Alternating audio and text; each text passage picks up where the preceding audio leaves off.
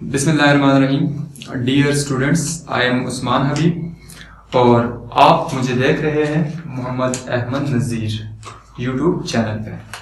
कल हम लोगों ने डिस्कवरी ऑफ प्रोटॉन के बारे में बात की थी और ये बहुत ही इंपॉर्टेंट टॉपिक्स हैं। यहाँ से आप लोगों को एमसीक्यूज आया करते हैं।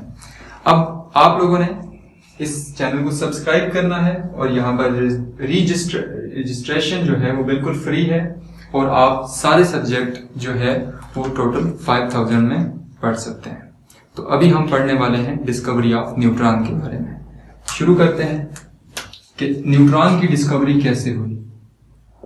Discovery of neutron, discovery of neutron. अब जब इलेक्ट्रॉन और प्रोटॉन डिस्कवर हुए तो उसके बाद साइंटिस्ट ये सोच रहे थे कि टोटल जो एटम का मैस है वो इलेक्ट्रॉन और प्रोटॉन दोनों के मैस के सम से ज्यादा है। तो इसका मतलब ये हुआ कि एटम के अंदर कोई और पार्टिकल जरूर मौजूद है। तो इसी सवाल को, इसी प्रॉब्लम को सॉल्व करने के लिए एक साइंटिस्ट जिन्होंने 1932 में चैडविक साइंटिस्ट थे, जिन्होंने, सबसे पहले इसकी हिस्ट्री देख लेते हैं कि 1932 में एक साइंटिस्ट थे जे चैडविक। इन्होंने एक एक्सपेरिमेंट परफॉर्म किया और उस एक्सपेरिमेंट में इन्होंने अल्फा पार्टिकल्स को ब्रिलियम के ऊपर फॉल करवाया कि अल्फा पार्टिकल की जो बम्बार्डमेंट में थी वो ब्रिलियम एलिमेंट्स के ऊपर थी।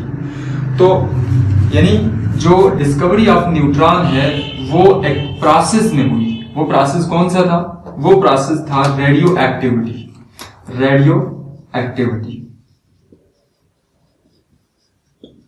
अब रेडियो एक्टिविटी क्या होता है कि जब कभी भी कोई भी एलिमेंट डिसइंटीग्रेट होता है, डिके होता है, वो दूसरे एलिमेंट्स में कन्वर्ट होता है स्टेबिलिटी गेन करने के लिए, तो उसे हम बोलते हैं रेडियो एक्टिविटी।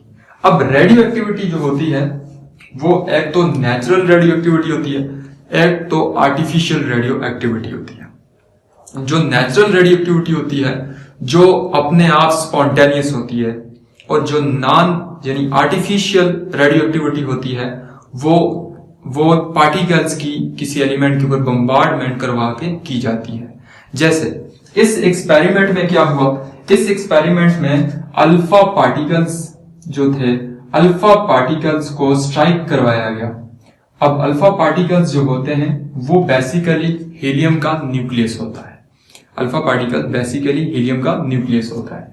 जब इनको स्ट्राइक करवाया गया ब्रिलियम के ऊपर, ब्रिलियम एलिमेंट के ऊपर जब इनको स्ट्राइक करवाया गया, ब्रिलियम का एटॉमिक नंबर 4 होता है, एटॉमिक मैस इसका 9 होता है।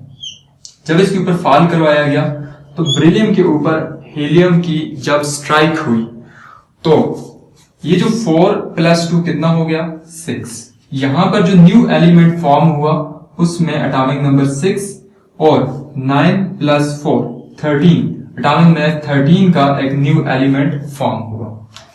अब ये जो कार्बन एलिमेंट्स यहां पे फॉर्म हुआ ये हाईली अनस्टेबल, ये एक अनस्टेबल है, पार्टिकल या एलिमेंट या एटम है, अनस्टेबल है। अब इसे स्टेबिलिटी गेन करने के लिए डिसइंटीग्रेट होना है ताकि ये स्टेबल हो जाए। तो स्टेबल होने के लिए ये कन्वर्ट हो गया कार्बन 6 12 में। तो ये 13 में से 1 कम हो गया। क्यों कम हुआ? क्योंकि यहां पर एक न्यूट्रॉन भी बन गया, यहां पर एक न्यूट्रॉन भी बना। अब न्यूट्रॉन के ऊपर कोई चार्ज नहीं होता, ये एक न्यूट्रल पार्टिकल होता है। तो जैसे ही इस ब्रिलियम के टारगेट के ऊपर जिसका एटॉमिक मैस 9, एटॉमिक नंबर 4 है, जब इसके ऊपर अल्फा पार्टिकल्स को फॉल करवाया गया, अल्फा पार्टिकल्स जब इनके ऊपर स्ट्राइक करवाया गया तो यहां से आप लोगों को मिले न्यूट्रॉन्स, यहां से आप लोगों को न्यूट्रॉन्स मिले। अब उन न्यूट्रॉन्स के सामने जब पैराफीन वैक्स रखी गई, उन न्यूट्रॉन्स के सामने जब पैराफीन वैक्स रखी गई,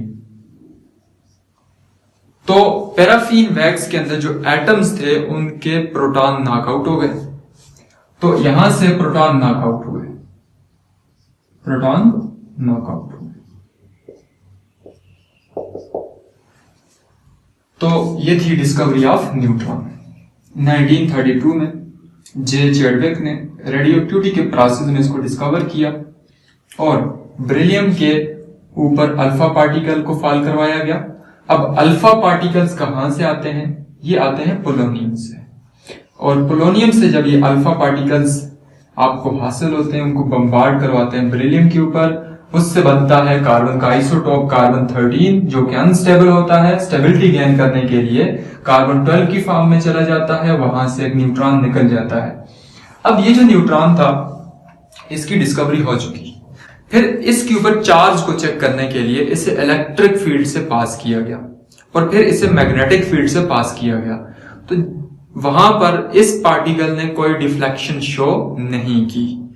इस वजह से जो न्यूट्रॉन था उसके ऊपर जो चार्ज था, इट्स मीन कि इसके ऊपर कोई चार्ज नहीं है। अगर न्यूट्रॉन के मैस के ऊपर बात की जाए कि न्यूट्रॉन का जो मैस होता है वो कितना होता है, mass of neutron is equal to 1.674 multiplied by 10 की पावर -31 किलोग्राम होता है। अगर हम mass of neutron AMU में देखें तो ये होता है 0.00089 AMU के बराबर होता है। बाद दफा आपको किलोग्राम में वैल्यू नहीं गिवन होती, तो आप इसको वैल्यू को किलोग्राम से ग्राम में कन्वर्ट कर सकते हैं। आपका एमसीक्यूज हो सकता है, ग्राम में भी आ सकता है, किलोग्राम में भी आ सकता है और मिलीग्राम में भी आ सकता है। इसी वजह से आप लोग इन सारे एस्पेक्ट्स को कवर करोगे। तो डिस्कवरी ऑफ न्यूट्रॉन जो है, अब न्यूट्रॉन एक ऐसा पार्टिकल है कि जो हाईली पेनिट्रेटिंग पार्टिकल है और इसका जो मैस है प्रोटॉन से थोड़ा सा ज्यादा है। क्यों? कि जो प्रोटॉन है उसका मैस होता है, mass of proton is equal to 1.674 multiply by 10 की पावर 74 नहीं होता, ये 72 होता है, -31 किलोग्राम मैस ऑफ प्रोटॉन है। अब मैस ऑफ प्रोटॉन जो है ये अप्रोक्सीमेटली न्यूट्रॉन के मैस के बराबर है। ये न्यूट्रॉन के मैस के, तो अप्रोक्सीमेटली हम दोनों का मैस एक जैसा ही लिखते हैं, जबकि इसके ऊपर कोई चार्ज नहीं होता। तो आप अहमद नजीर चैनल को सब्सक्राइब करें। अगर आपको ये लेक्चर अच्छा लगे तो इसको शेयर करें, और अगर आपका अभी तक कोई भी क्वेश्चन हो तो आप कमेंट्स में क्वेश्चन पूछ सकते हैं। और इसकी रजिस्ट्रेशन बिल्कुल फ्री है, आप इसकी रजिस्ट्रेशन कर सकते हैं। अल्लाह हाफिज।